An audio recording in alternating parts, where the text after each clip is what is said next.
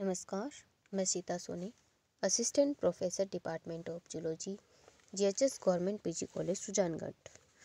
BSc part first में microbiology के अंतर्गत एक्टिनोमाइसीटीज के अंतर्गत हम आज डिस्कशन कर रहे हैं। तो एक्टिनोमाइसीटीज समूह में सूक्ष्म जीव, जीवाणु, कवक के मध्य की योजक कड़ी माने जाते हैं।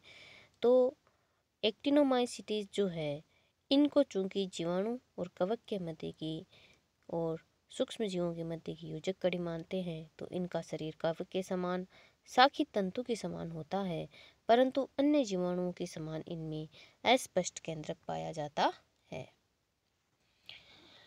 बेलिंजर ने सर्वप्रथम रोगग्रस्त गाय के जबड़ों के द्रव्य में साखी तंतु समान संरचना को खोजा और हार्ज ने इस संरचना को, जो रश्मियों के समान दिखती है, एक्टिनोमाइसीटीज नाम दिया।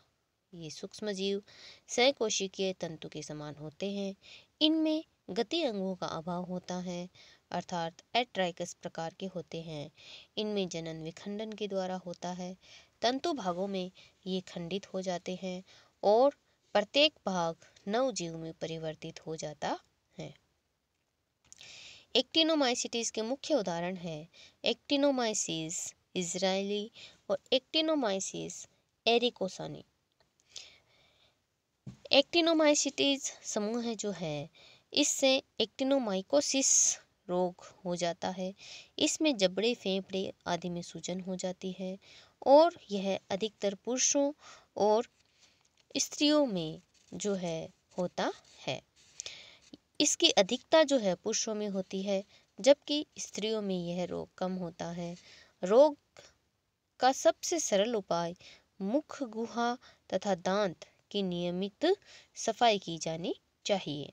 इस रोग के निवारण में एंटीबायोटिक पेनिसिलिन, क्लोरोटेट्रासाइक्लिन का सेवन जो है वो चिकित्सक के निर्देश के अनुसार करना चाहिए।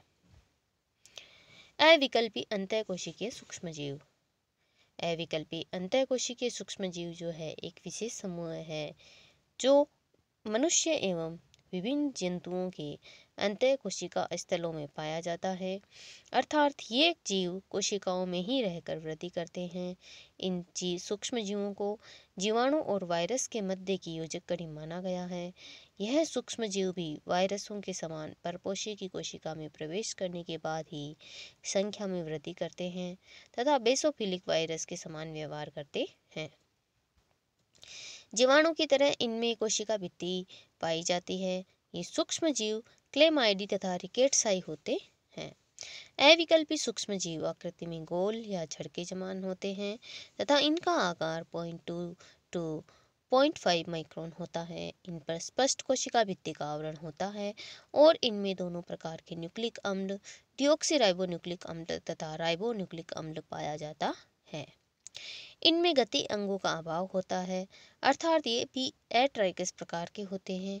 इनमें विभाजन द्विखंडन विधि के द्वारा होता है, ग्राम नेगेटिव प्रकार के होते हैं और स्पोर्स नहीं बनते हैं। क्लेमाइडी समूह के सदस्य मनुष्य में अनेक रोगों को उत्पन्न करते हैं, जैसे क्लेमाइडी ट्रेकोमेटिस ट्रेकोमा, शिशु में ये निमोनिया तथा जनन तंत्र में संक्रमित करते हैं। और क्लेमाइडी पेसिटेसी जो है वो पिस्के कोकस कोसिस नामक रोग जो है वो उत्पन्न करता है। इसी प्रकार से रिकेट्साई समूह के द्वारा रिकेट्सी जो है इसके द्वारा स्पॉटेड फीवर और कॉक्सिलिया बुरेनेटी के द्वारा क्यू फीवर उत्पन्न होता है। इन रोगों का प्रसारण जो है पक्षी और आर्थ्रोपोडा के विभिन्न सदस्यों के द्वारा होता है, जैसे कि जूं, मकड़ी इत्यादि।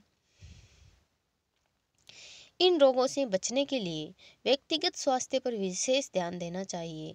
बाहर के देशों से पक्षियों का आयात पर पूर्ण प्रतिरोध लगाना चाहिए। संक्रमित रोगी के संक्रमण से संपर्क से जो है वो बचना चाहिए।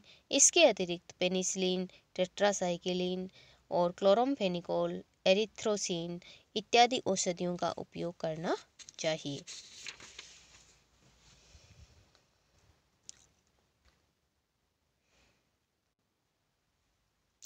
AIDS, acquired immunodeficiency syndrome.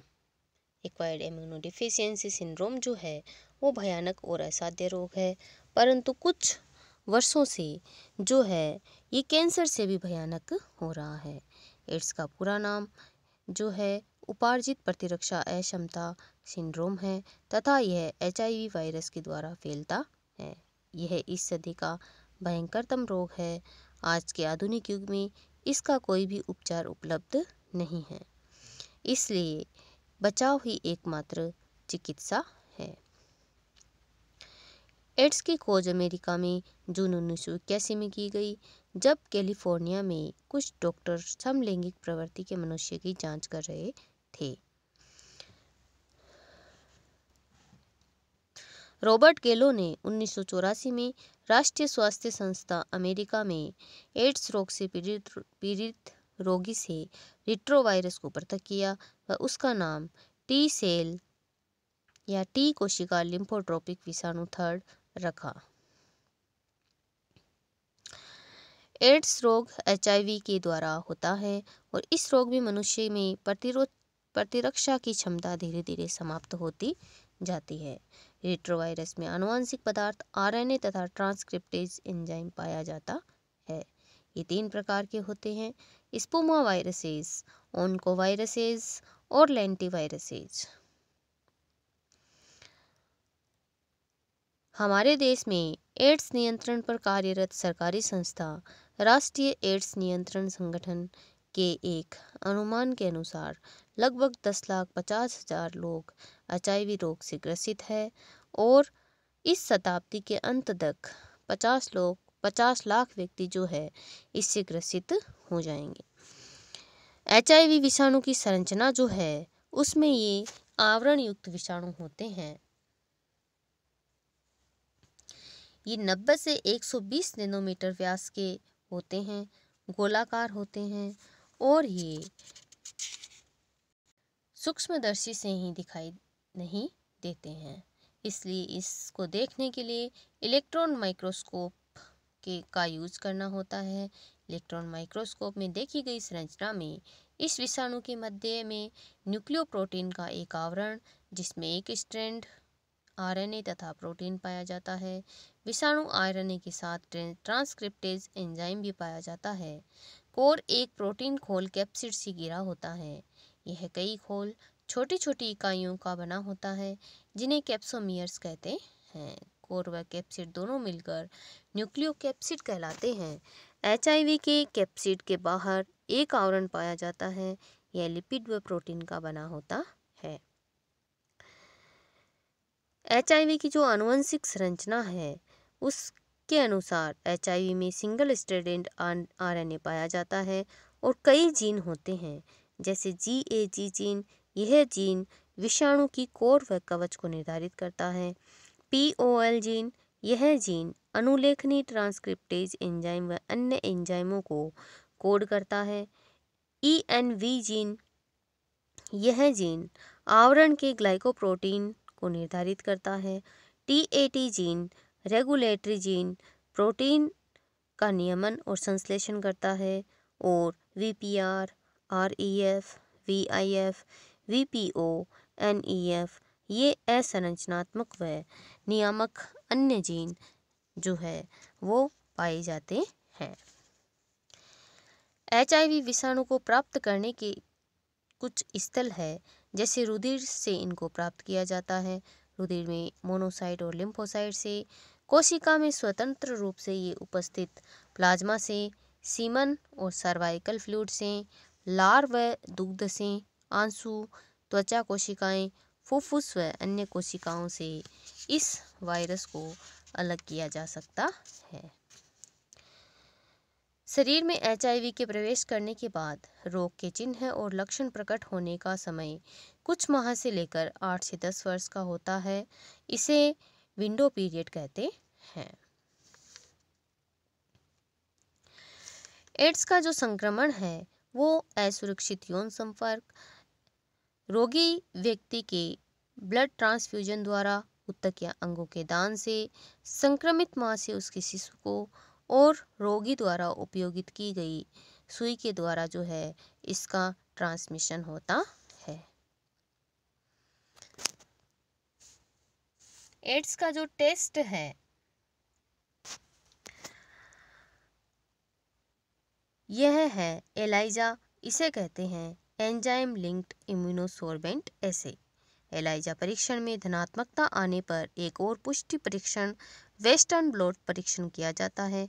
कई बार HIV शरीर में प्रवेश करने के बाद भी एलाइजा परीक्षण में पॉजिटिविटी नहीं आती। ऐसी दशा में 3-3 माह के अंतराल के बाद एलाइजा परीक्षण कराना चाहिए। एड्स से बचने के लिए जब भी इंजेक्शन लगवाने की आवश्यकता हो तो डिस्पोजेबल सुई या साफ निर्जमीकृत सुई का प्रयोग करना चाहिए। अधिकृत रक्त बैंक से ही जो है ब्लड ट्रांसफ्यूजन करवाना चाहिए। यौन संपर्क सिर्फ एक विश्वसनीय साथी से करना चाहिए और दूसरे मनुष्य द्वारा उपयोगित सुई नशीली दवाओं का सेवन नहीं करना चाहिए। और एड्स से पीड़ित महिलाएं जो हैं उनको गर्भधारण नहीं करना चाहिए। एड्स के उपचार के लिए हाल ही में एजिडोथाइमिडीन दवाई जो है इसकी खोज की गई है। यह HIV की पुनरावृत्ति को रोकता है और यह एंजाइम परपोषी के DNA से विषाणु को जोड़ने के लिए आवश्यक होता है। इसका नाम है रिवर्स ट्रांसक्रिप्टेज।